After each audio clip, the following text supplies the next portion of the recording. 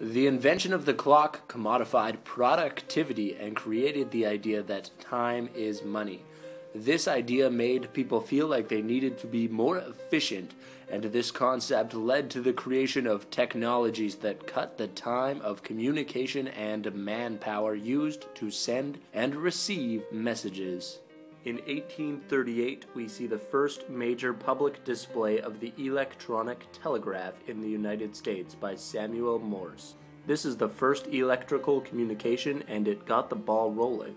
In 1892, video was introduced. The Lumiere brothers invented the first portable motion picture camera, film processing unit, and projector called the cinématographie. This is significant because it made motion pictures popular and began the motion picture era. It also documented real life in real time, as seen in the Lumiere brothers' first film, La Sortie de l'usine Lumière à Lyon, or in English, Employees Leaving the Lumiere Factory. In 1912, we see the convergence of the telegraph and image recording technology with the first media event, the Titanic disaster. Events unfolded in real time, and this brought attention to the telegraph's simultaneity and co-presence, because events were reported as they happened. Jumping to the end of the century, in 1991, Sir Tim Berners-Lee invented the World Wide Web. This allowed users to see the internet via organizational systems such as Gopher or Lynx. This was eventually replaced by hypertext in 1992, effectively obsoleting the Gopher text-based system. Now in the 21st century, media events have been changed by the new media landscape. 9/11, or the September 11th terrorist attacks, was an example of this. The events of 9/11 were broadcasted all over the airwaves. Instantly, the world was captivated. The repetition of images had the adverse effect of making children believe the trauma was happening repeatedly. Here we see the convergence of media has created a world where fact and fiction are continuously blurred. The fast-paced action of events in real time didn't allow time for the parents to reflect on events with their children. Responses were visceral and emotional. The most prolific of the new communication industries, social media, Facebook is founded in 2004. With the emergence of an online community that has no leader and no top-down hierarchy, our information comes from our connections with our online friends. Adapting to the new media landscape, media outlets recognize that they must create environments to capture new audiences online. In 2005, Lost, a television show produced by ABC, created an online alternate reality game called The Lost Experience to create new worlds for their audiences to delve deeper into the experience of the show. More recently, we see this convergence reflected in the Chilean minor rescue. The world was watching on TV and in record numbers online. CNN.com reported 4.6 million video streams of the rescue on their website page. Every time a minor was rescued, the world let out a sigh of relief. But again, there was not much time for reflection. Almost 2 months later, where is the uprising?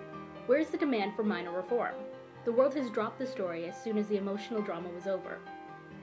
This is a trend we are seeing in journalism, surface-level reporting. Journalists are turning to sites like Twitter to see what people want reported to make sure the story is worth their time and effort. In 2010, Nenshi Nahid wins the Calgary mayoral election. Through the online social media marketing of himself, Nahid was able to contact voters directly, especially younger voters. A record number of youth voted in the election, and in a late swing, Nahid captures the office. Most notably, third-place candidate, a local news anchor, Barb Higgins, attempted to use her public image to sway voters.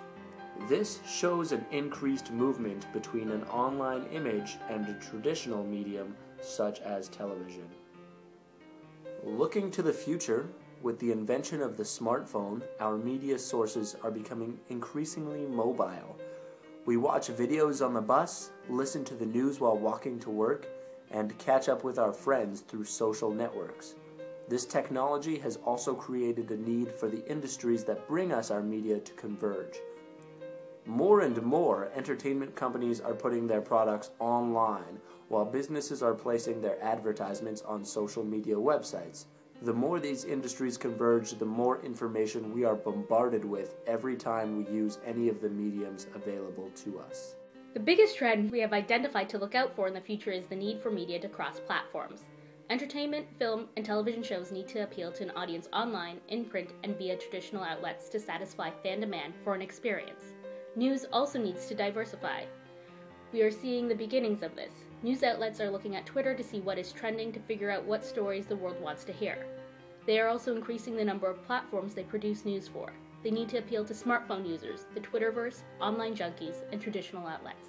This fast-paced culture is becoming exponentially dangerous as the amount of media created and consumed accelerates.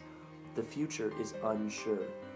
We are currently in the transition and convergence of mediums, and our culture is accelerating to an almost light speed.